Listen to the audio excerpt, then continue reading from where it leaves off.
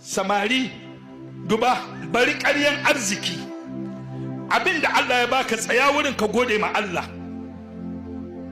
Wallahi duba duk matsayin da kaga Allah ya baka gode ma Allah, bari kallon wane ya sa, wance ta sa, wane ya yi, bar kallon wannan. Sai da tuna lokacin da akwai wani gida na daga nan pig farm, dogon gidan nan ban kira mai gidan, ai kun gane gidan, in ka kai pig farm lokacin gidan na samari, sai wani samari ya je samu wata yare yana mata ƙarya, ana tafiya suna tafiya yana jin daɗi, da suka kai gindin gidan sai ce ai na manta gaya miki, ai gidan ga gidan rafani na ne, kuma yariyan ta san wanda ya gina, ta ce o rafani ka ne abin pele malam shega naka. Ƙarya, samarin zamani ƙarya.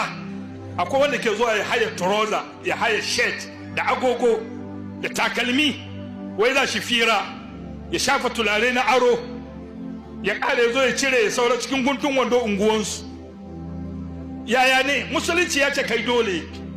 Akwai mai zuwa ya je ya ranti lore na ƙarya, ya shiga cikin yana kwance ba ana jan shi fa fi fa, ya ƙara ya je ya aje kuma kuɗin biya babu. Annabi ya ce warda bima qasama Allahu laka takun aginan nas, ka yadda da abin da Allah ya baka kai ne wadatacce.